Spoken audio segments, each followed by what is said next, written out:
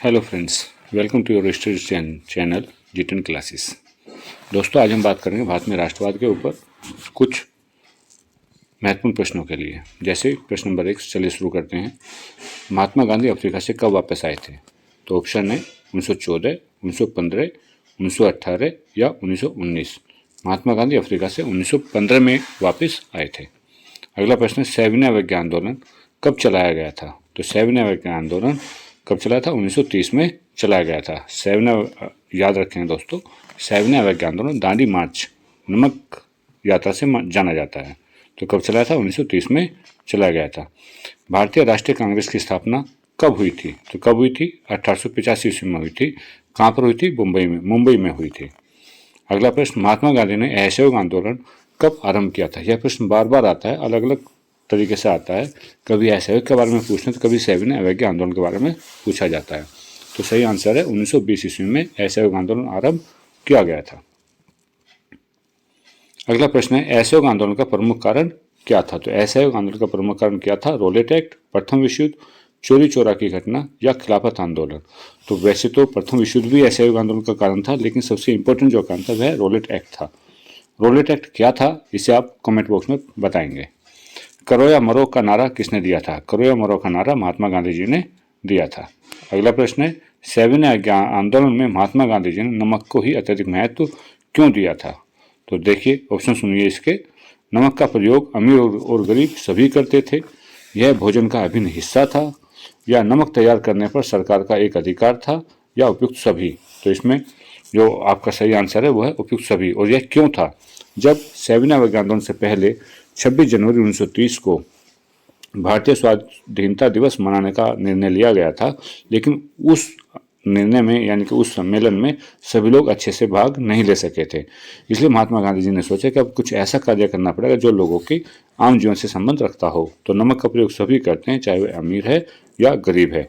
इसलिए सविनय अवज्ञा आंदोलन में नमक के महत्व को दिया गया था। तो सही आंसर हो जाएगा उपयुक्त सभी। अगला प्रश्न, भारत वापस आने पर गांधी जी ने अपना पहला सत्याग्रह कहाँ किया था? तो गांधी जी ने आने के बाद 3 सत्याग्रह किए थे, चंपारण, अहमदाबाद और खेड़ा। बारदोली सत्याग्रह सरदार वल्लभ भाई पटेल जी ने किया था। तो सही आंसर है चंपारण। चंपारण का सत्याग्रह सबसे पहला सत्याग्रह किया गया था। अगला प्रश्न है, गांधी जी के राजनीतिक गुरु कौन थे? चित्तरंजन दास, गोपाल कृष्ण गोखले, सुरेंद्रनाथ बनर्जी या वल्लभ भाई पटेल। तो सही आंसर है गोपाल कृष्ण गोखले। गांधी जी के राजनीतिक गुरु कौन थे? गोपाल कृष्ण गोखले। तो दोस्तों, नेक्स्ट प्रश्न है आपका, गांधी जी का जन्म कब हुआ था? 2 अक्टूबर 1869, 2 अक्टूबर 1870 या 3 अक्टूबर 1880। तो ये सभी को पता है कि गांधी जी का जन्म 2 अक्टूबर 1869 को कहाँ पर हुआ था? ये आप ऑप्शन में पास करेंगे। गुजरात के एक जिले में हुआ था, उस जिले का नाम आप मुझे बताएंगे कमेंट बॉक्स में पास करके। गांधी जी का जन्म किस जिले में हुआ था? अगला प्रश्न आपका, गांधी जी का जन्म स्थल कौन सा है? तो आपको ऑप्शन अभी अभी बताया है। तो सही आंसर है पोरबंदर, गुजरात। प्रतिवर्ष विश्व अहिंसा दिवस कब मनाया जाता है? तो विश्व अहिंसा दिवस गांधी जी के जन्म दिवस के रूप में मनाया जाता है। गांधी जी का जन्म हुआ था 2 अक्टूबर को, इसलिए 2 अक्टूबर को ही प्रतिवर्ष विश्व अहिंसा दिवस मनाया जाता है। अगला प्रश्न, हिंद स्वराज के लेखक है या सत्य के साथ मेरे प्रयोग के लेखक है? कौन है? महात्मा गांधी जी। हिंद स्वराज या सत्य के साथ मेरे प्रयोग, इन दोनों पुस्तकों के लेखक कौन है? महात्मा गांधी जी है।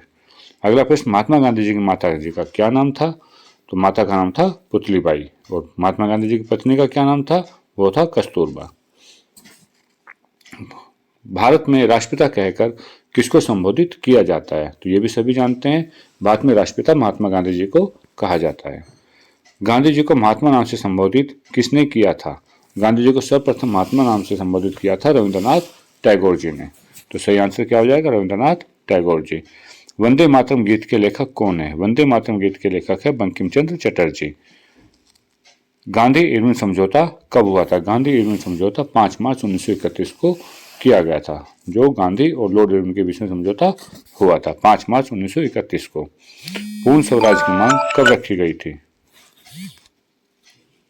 पूर्ण स्वराज की मांग की गई थी। पूर्ण स्वराज की मांग की गई थी 1929 लाहौर के अधिवेशन में। तो 1929 का अधिवेशन कहाँ हुआ था? लाहौर में हुआ था। लाहौर में ही पूर्ण स्वराज की मांग रखी गई थी। अगला प्रश्न है, जलियांवाला बाग हत्याकांड कब हुआ था? तो जलियांवाला बाग हत्याकांड हुआ था 13 अप्रैल 1919 में। इससे अगला प्रश्न आपका आ जाता है, जलियांवाला बाग स्थल कहाँ पर स्थित है? तो सभी को पता है जलियांवाला बाग अमृतसर में स्थित है, और हत्याकांड जो हुआ था जलियांवाला बाग में हुआ था 13 अप्रैल 1919 को। जलियांवाला बाग हत्याकांड के लिए दोषी जो गवर्नर जनरल था उसका नाम क्या था? उसका नाम था जनरल डायर। क्या नाम था? General Dyer. जनरल डायर को किसने गोली मारी थी? तो जनरल डायर को ऊधम सिंह ने गोली मारी थी। किसने गोली मारी थी? ऊधम सिंह ने गोली मारी थी। भारत छोड़ो आंदोलन किसने प्रारंभ किया था और कब प्रारंभ किया था? तो भारत छोड़ो आंदोलन 1942 में महात्मा गांधी जी के द्वारा प्रारंभ किया गया था। 2 अक्टूबर को निम्नलिखित में किसका जन्म हुआ? तो ये आपको बता ही दिया है, 2 अक्टूबर को महात्मा गांधी जी और लाल बहादुर शास्त्री दोनों का जन्म हुआ था। 2 अक्टूबर को किसका जन्म हुआ था? अभी भी आपको बताया, 2 अक्टूबर को महात्मा गांधी जी और लाल बहादुर शास्त्री जी दोनों का जन्म हुआ था। भारत माता की पहली तस्वीर किसके द्वारा बनाई गई थी? भारत माता की पहली तस्वीर बंकिम चंद्र चट्टोपाध्याय के द्वारा बनाई गई थी। भारत माता की पहली तस्वीर किसके द्वारा बनाई गई थी? बंकिम चंद्र चट्टोपाध्याय के द्वारा बनाई गई थी। खिलाफत आंदोलन किसके द्वारा शुरू किया गया था? खिलाफत आंदोलन अली बंधु ने शुरू किया था।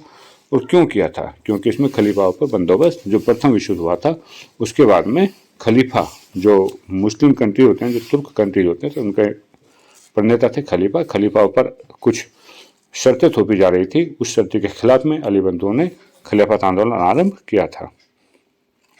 भूदान आंदोलन किसने किया था? भूदान आंदोलन विनोबा भावे जी के द्वारा आरंभ किया गया था। अगला प्रश्न है, दांडी यात्रा कब शुरू की गई थी? दांडी यात्रा 6 अप्रैल 1930 को शुरू की गई थी। पूना पैक्ट कब हुआ था और किस किस के बीच में हुआ था? पूना पैक्ट सितंबर 1932 में हुआ था और गांधी जी और अम्बेडकर जी के बीच में समझौता हुआ था। कहाँ पर हुआ था? तो नाम से पता है, पूना में। कब हुआ था? सितंबर 1932 में। चौरी चौरा नामक स्थान कहाँ पर है?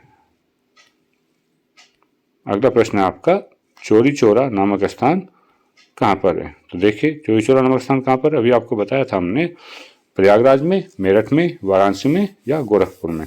तो चौरी चौरा नामक स्थान गोरखपुर में स्थित है। चौरी चौरा कांड किस वर्ष हुआ था? तो चौरी चौरा जो कांड हुआ था ये 1922 में हुआ था और इसी की वजह से महात्मा गांधी जी ने असहयोग आंदोलन को वापस ले लिया था। चौरी चौरा कांड किस वर्ष हुआ था? 1922 में हुआ था। सविनय अवज्ञा आंदोलन की शुरुआत किस महत्वपूर्ण घटना के साथ की गई थी? रोलेट एक्ट की घोषणा 1919 में हुई थी, नमक कानून तोड़कर। बिल्कुल सही आंसर है, नमक कानून तोड़कर ही सविनय अवज्ञा आंदोलन की शुरुआत की गई थी। स्वराज मेरा जन्मसिद्ध अधिकार है और मैं इसे लेकर रहूंगा, यह किसका कथन है? यह कथन बाल गंगाधर तिलक जी का है। स्वराज मेरा जन्मसिद्ध अधिकार है, यह कथन किसका? यह कथन बाल गंगाधर तिलक जी का कथन है। आज के लिए इतना ही, बाकी अगली वीडियो में। वीडियो को लाइक और शेयर करना ना भूलें, जिससे आपको अगली वीडियो समय पर मिलती रहे। Thanks for video.